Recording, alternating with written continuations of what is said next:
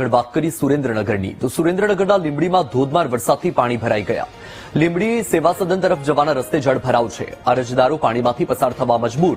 વરસાદી પાણીના નિકાલના અભાવે પાણી ભરાયા. લોકોએ તાત્કાલિક પાણીનો નિકાલ કરવાની માંગ કરી છે.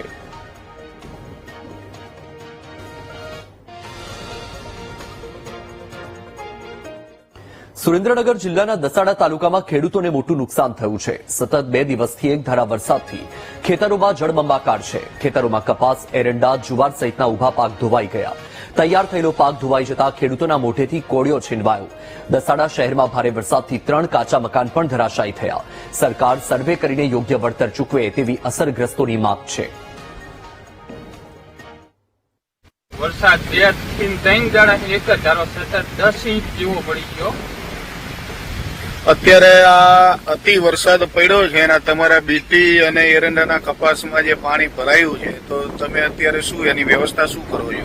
અત્યારે હાલમાં વ્યવસ્થા પૂરા ભરી રહ્યા છે અને મશીનો ચાલુ કર્યા છે. ઘણો વરસાદ છે, 5 તારીખથી ચાલુ થયો છે અને અત્યાર લગી બંધ જ નથી થયો. એટલે લગભગ 10 થી 12 ઇંચ વરસાદ પડી ગયો છે અને